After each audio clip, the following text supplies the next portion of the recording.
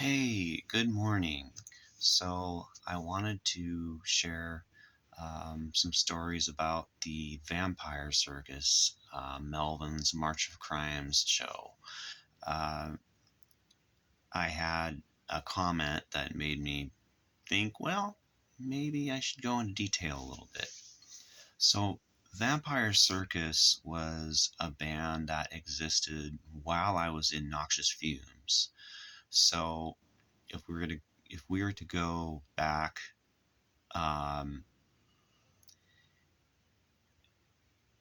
there's the very first band that I was in with my brother and George and Bill was ATG. Um, ATG pretty much broke up because Bill started a family and I joined Noxious Fumes. And that was like, we practiced every day. I mean, just about. I'd take the bus across town from junior high school, Jason Lee, and to South Tacoma and practice like every day almost. It seemed like probably between 4 and 5 days a week, if not more. I mean, it seemed like it was hardcore. Um, anyway, so at one point after that, I always just wanted to keep, play no matter what. So, um, started a band with, um, it was basically ATG with friend David French singing. And it was a little bit different than ATG was, a little bit more, I don't know.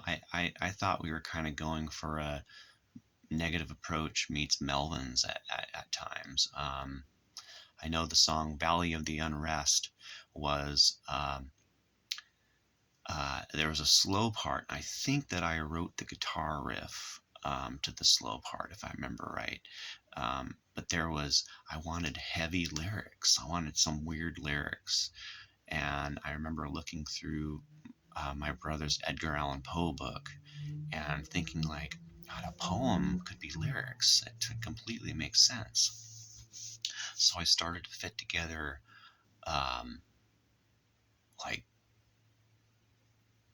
Edgar Allan Poe poetry to the song, and it worked really, really well. I actually did this on three different songs. One was for another band, and I think there was another one called Spirits of the Dead that was, I don't know if we have a copy of that anywhere, but that was a Vampire Circus song thing, I think also, or it was the tail end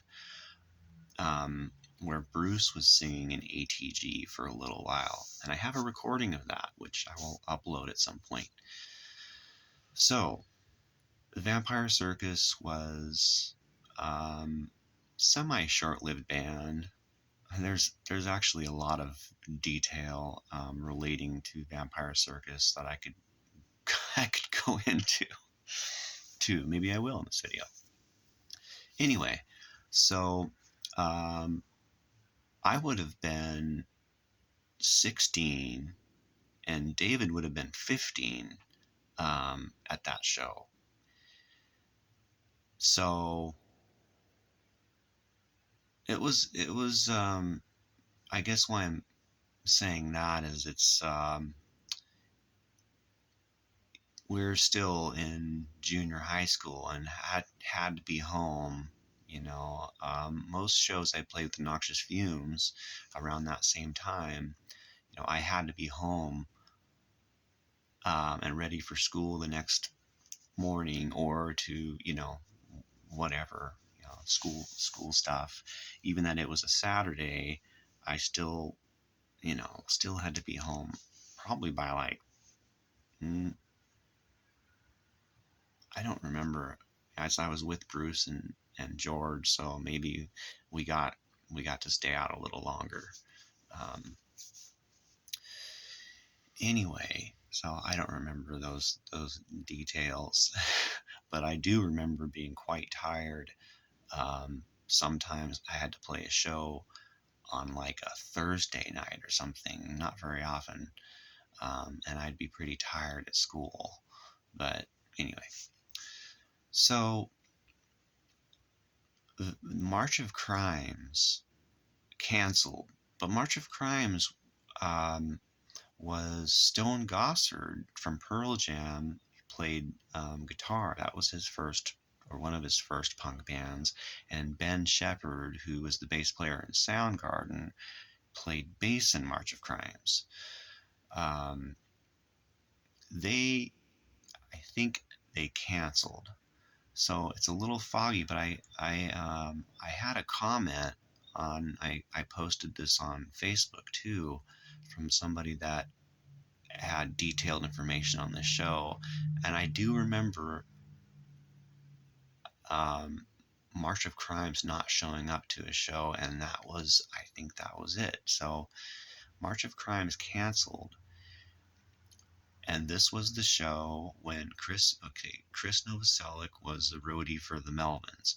So what ended up happening is the Melvins opened with Chris playing bass, and they played covers. I remember some Mentors covers, and I think it was Kurt Flansburgh who later was in Danger Mouse and a band with my brother called The Grind.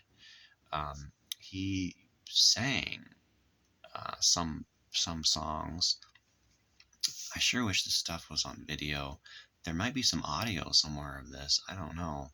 That would be interesting. Well, there's the Vampire Circus, obviously, but um, the rest of the show may have been recorded. Not sure.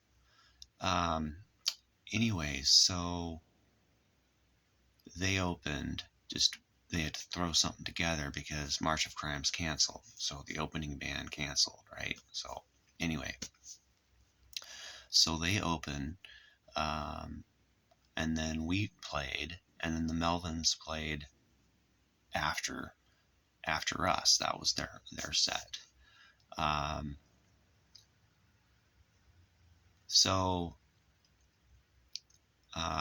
one thing I'll just share with you all.